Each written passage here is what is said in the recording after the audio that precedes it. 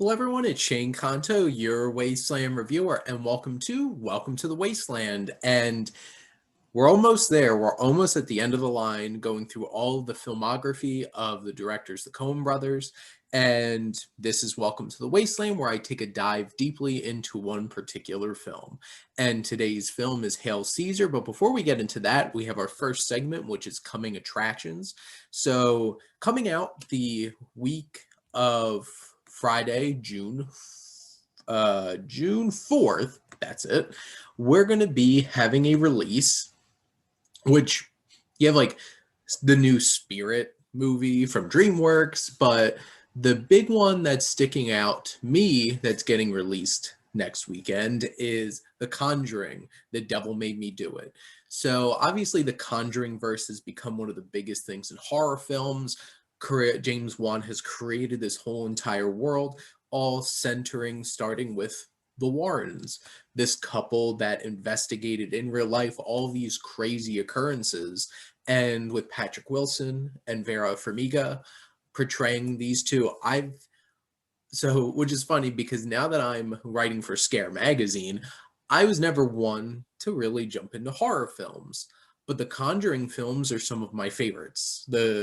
Conjuring and Conjuring 2 are two of my favorite horror films. And really, there's so much emotional connection to those films because I love the Warrens so much. And Patrick Wilson and Vera Farmiga have such amazing chemistry together. I cared about them. I cared about the characters, which in many horror films is lost upon. And in this particular series, like the proper Conjuring films, I know they made a small appearance in Annabelle Comes Home as well, but really they're the anchors. And them coming back yet again and them doing something fresh this time. It's not inside like a haunted house kind of thing. Now it's looking at this man who's pleading not guilty because he was possessed and taking that on. And the trailers, they definitely seem like they have some great scares. There's some CGI in it. I'm just like, it's like that. I guess that's the biggest thing with them, like leaving the house, is like things are like bigger scale. But I'm also a little disappointed that James Wan is not coming back to direct this. And we have Michael Chavez who's going to be doing this, and he did The Curse of La Llorona, which did not like. It was a bad movie. There's definitely some effective scares in it, so like I'm kind of hopeful with that aspect, but I'm holding out until I see it. But it's still the most anticipated film that I want to see coming out Friday, June 4th. So I'm a big fan of the first two. Hopefully, this one continues it despite the lack of James Wan and them branching out and trying to do something different. But those are my thoughts. Check back in when I get to watch the film next week. I'm going to be having a review on Civ Pop. I'm also going to have my video review, so check it out. That's the coming attraction segment. So now we can jump right in to Hail Caesar. And Hail Caesar is the only Coen Brothers film I've actually seen in a theater. And that was mind-boggling to me when I really thought about it, because up until when this came out, like in 2013, I wasn't going to see tons of movies. I was still in college, poor college student life. I only went to go see like Marvel movies and like big movies because it's like I don't have a whole lot of money to just be going to the theater all the time. And I didn't see Inside Llewyn Davis. Obviously, I didn't see anything before that then. And Buster Scruggs was on Netflix. So this is the only one that I've seen in theaters. And I remember going to see this and walking out and being like, I had fun. It was an odd movie. But this definitely isn't like top tier Coens. But I think I like this film more than most do, because I've heard a lot of people say this is bad. And like, I would disagree. I don't think this is a bad movie. It definitely doesn't have your traditional structure of like a plot. It's much more like Inside Llewyn Davis and A Serious Man in that sense. But this film has narrative push with all these different aspects thrown in. And this is a special one too, because this is the last one that Deakins did, and it still had like it has that mix of like his perfectly crafted framing and everything, and it also just splashes with color because it's really trying to capture like that 50s era of filmmaking at Capitol Pictures. And you have that going on, and then you have Carter Burwell doing his score, and it's a Carter Burwell score, it sounds like it, and get to do a mix of different things because you're bouncing around between different kinds of films, whether they're big aquatic musical numbers with Scarlett Johansson, or a Navy tap dance with Channing Tatum, or just a silly old Western with Alden Ehrenreich, or you have like this big Hail Caesar, A Tale of the Christ with George Clooney. And you have all of that going on in this film. But really, at the heart of it is Eddie Mannix, who I think is honestly low-key one of my more favorite Coen Brothers characters and leads, because like Josh Brolin is great. He really inhabits this character. He brings so much to the character, because this could have just been like some guy going around and fixing things, but there's a love, there's a care, there's a affection for what's going on in the film and the films in general. And you have this whole entire scenario where you have him go bouncing back and forth with all these different things. It's a very convoluted plot. There's a lot of elements going on, but because of the Coen's writing, you get all these great little threads that go through the whole entire film and really ties the room together. And you have Josh Brolin, who has an earnestness, and he loves what he does, and you see that so much when he comes face to face with George Clooney at the end, and he just has this amazing speech at him to pump him up for his job, because George Clooney spent the whole entire movies with a bunch of communists, and now he's like rethinking things because he's a little dense. He's not exactly the sharpest tool in the shed, so he's just kind of absorbing what's being fed to him. But you have Mannix at the center here, and he has great chemistry with everyone. His interactions. I thought Josh Brolin deserved some recognition for Best Actor, even if it was like a Golden Globe for the comedy one. I thought he was so great in this film, and I'm a huge fan of him in general. And this really got him to show his stuff. And then you have all these fun different scenes that are like odes to different aspects of Hollywood. And I mentioned them before, but like the tap dance with Channing Tatum's so much fun. You have all the scenes of like Hail Caesar's basically Ben-Hur, and just all of that going on in this film. And what my favorite scene in this is Eddie brings a reverend, a father from like Roman Catholic Church, a rabbi, and a Greek Orthodox priest, and getting their feedback on Jesus's portrayal in this film. And it's so fascinating. It's great Coen Brothers dialogue. It's saying so much in so few lines, and it's that banter that works so well. And the religious undertones here are really felt at the heart of Hail Caesar, the film within a film, but also in the heart of Hail Caesar, the film. And I appreciated that with like Eddie going to confess like every 20 something hours or so or less, and really trying to make sure he's a good man. And I appreciate that about his character and his moral struggle, because he's offered this job at Lockheed that would be so much easier for him, but like does he feel like he'd be doing something important? And he finds importance at Capitol Pictures, which like the Lockheed guy like just poo-poos on filmmaking, is just like it's not important, but it's important to so many people. I wouldn't be sitting here talking about movies if I didn't think it was important. So I appreciate Eddie Mannix so much more because I understand that feeling.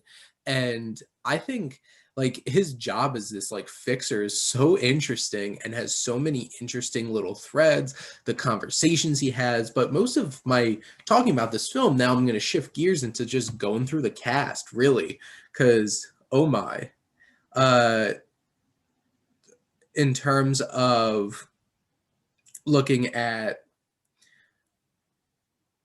let's see, I'm pulling up the cast list. What's the cast list has 237 actors in this film. There's a lot of people in here. But so you have George Clooney, who's Baird Whitlock, who is a bit of a clown and very impressionable. And George Clooney's doing like his paranoid looks and stuff like that. And like he'll basically do anything to get ahead, or like he's very easily influenced, and it shows like in parts of his past.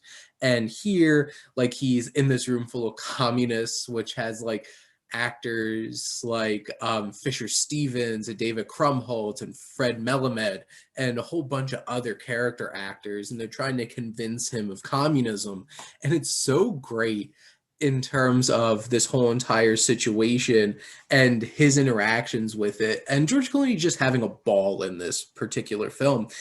But one of the real standouts here is Alden Ehrenreich, which I feel like they get a lot of, like he's been, I feel like his star has like burnt out after a lot of people had mixed feelings about Solo, but like he's a revelation in this as Hubie. He's so just fun, and if it were so simple, and that whole entire back and forth with Lawrence Lawrence, Ray Fiennes, who's also great in this film. He's very prim and proper thespian, and he just works so well in that role and embodies it. But like getting back to Hobie, he's such a great physical presence in this film with all the crazy things he does. The lassoing when he's like waiting for Carlotta Valdez and he's like doing the rope tricks, and then with the spaghetti at dinner, it was so much fun. And there's also, he's a stand-up character, and like Eddie can trust him, and Hobie knows a lot more and is a lot sharper than people give him credit for, because really he kind of breaks open the case and you're just sitting there like, look at you, Hobie. And he's a lot of fun. You have Scarlett Johansson, who's like quick talking kind of girl, does all kinds of different stuff, and like she doesn't get a whole lot to do in the film, but she's fun. Tilda Swinton as Thora and Thessaly Thacker, who are the two like columnists. She's so great in both of them. Like the tiniest things of making them different, but they're so similar, and that's what makes it so funny. And like the hood's like, what kind of name is Thora? It's like, it's a name that 19 million readers trust, Eddie. And then he's like, Thessaly, what kind of name is that? It's like, it's a name that 20 million readers trust, Eddie. And it's just like, oh my God. Even just like those little things in the Coen brothers dialogue and how that's all set up is so great. You have Channing Tatum, who just kills it in this tap dancing scene, and he's such a ham in this movie. And like him turning out to be like the leader of the communists was such a weird thing, and the whole like him just like staring off into the distance is so weird and silly. But like he's a great physical presence in here. You have Frances McDormand in his like a tiny role as an editor, which I think is funny because her husband and his brother are the secret editors of all of their movies. Jonah Hill, like barely in this movie, but he's there. He shows up, that has like a couple lines.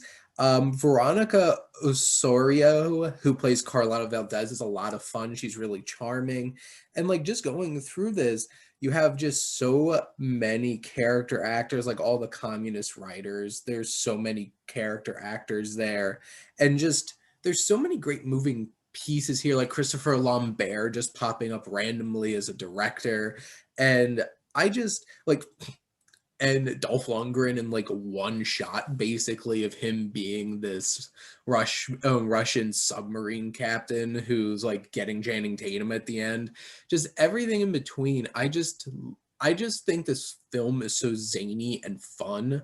It's not something that I'm like, I'm gonna walk away thinking this changed my perspective on films or life, but I just feel like Hail Caesar doesn't get enough love, and I think it's just such a fun little film that the Coen brothers love movies. showed that they love movies in this particular film, and I think you just have fun with it. Don't go in with huge expectations like this is going to be the next No Country or Fargo. It's just fun. But those are my thoughts on Hail Caesar. It's like right down there in my movie collection, and you should go check it out. And you should also come back next week when I have my last Coen Brothers film, Ballad of Buster Scruggs. But now we're going to shift gears into our Q&A section. I just have a couple of questions here based off of some of the films that are coming out this week as I'm recording this, like favorite Netflix original film. I had thought about this in terms of like Army of the Dead coming out. And, you know, you have The Irishman, you have Marriage Story. Those are just two huge prestige films that I just adored. I was glad I got to see The Irishman and Marriage Story in theaters, but they're both Netflix films, so I'm going to count them. And like Marriage Story emotionally devastated me. It hit so close to home, having grown up with divorced parents. And like I called my girlfriend when I left the theater because like I was that emotionally struck by the film. And then The Irishman is just like a matured look from Scorsese on, because like there's so much brash attitude and Goodfellas and Casino and like even The Departed, and The Irishman is just this refined kind of look. And I know it's 3.5 hours. Some people thought it was boring. People didn't like, I know a few people that were not fans of it, but I was really impressed. And the deconstruction that it does of the gangster genre is so great with the like final shots leading into the end of the film. But I honestly, they're probably going to be my two. I do love some films like Mitchell's versus the Machines, and Dolomite was great. What was it? The Outlaw King about Robert the Bruce. I really enjoyed that a lot from David Mackenzie. There's a lot of crap on Netflix, but there's some real gems there too, and that's the important thing. Surprising sequels. I put this here because like I had just watched A Quiet Place Part 2, and like that was a surprising first film that it was that great. And then they like tacked on this sequel and it came out great. I loved it. Check out my review.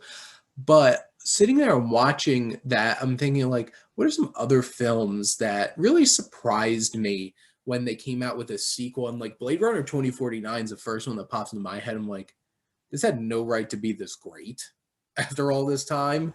And I don't know if people are clamoring for a sequel to Blade Runner, but it turned out so amazing.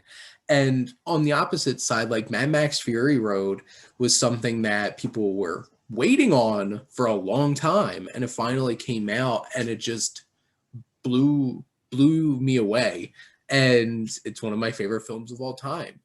And I think it's really hard to make a sequel great. And another particular examples, like some of my favorite films are sequels, like Shrek 2. Like it just upped the ante with everything, added Puss in Boots, and just turned out like it just improved upon everything in that first film and made something really special. And you could even think at like long-standing franchises, like I saw James Bond was like dead in the water after those last 3 Pierce Brosnan films, and Casino Royale came out and just blew you away. After Quantum of Solace, Skyfall came out and just blew you away. Or even like Thor Ragnarok, you shake things up and put a new director in there and just completely changed the Thor movies and just found this new personality about it that worked so much better than like Dark World. And they're all ones that come to my mind. And then I also had favorite movie prequels. And this was a tough one because like I was thinking about this with Cruella coming out, and like, does everybody need a prequel to explain things? And like I had somebody respond to my question already on on Instagram with Rogue One, a Star Wars story, which that's a great pick. The prequel trilogy, I really do like Revenge of the Sith quite a bit, but like as a whole, it's a bit of a misfire. And like Indiana Jones and Temple of Doom's a prequel. It takes place before Raiders of the Lost Ark, so like you could always throw that one up there. But like thinking about films that it's just like, did I really need all this backstory and like just come up with something original? But like those are a couple that really stuck out to me that I think are some really strong prequels. And like I enjoyed Cruella. I was not expecting the movie that I got, and I was really happy with what I got. But those are just a couple of films to throw out there with some of the questions that we had this week. But that's all I got for you this week. This was probably around one of the shorter ones. I don't know. I'll check it when I'm editing. But in general, I just have a lot of fun with Hail Caesar. I think it's a fun film. And I encourage all of you to be tuning in next week for the last Coen Brothers movies before I jump in to Stanley Kubrick, which I'm very excited, which was voted upon by all my followers on Instagram. Oh man, I thought John Carpenter and Mel Brooks were gonna pull out some magic there. They made it to the final six, but it wound up being like Nolan versus Tarantino versus Kubrick. I'm just like, well, that sounds about right for my movies and most white dudes my age that watch movies. So turned out that way, and we're going to be jumping into Kubrick. So if you want to join in on Buster Scruggs or any of the upcoming Kubrick films, just let me know. Message me on Instagram or comment below on this video. But thank all of you for always tuning in and supporting your Wasteland Reviewer.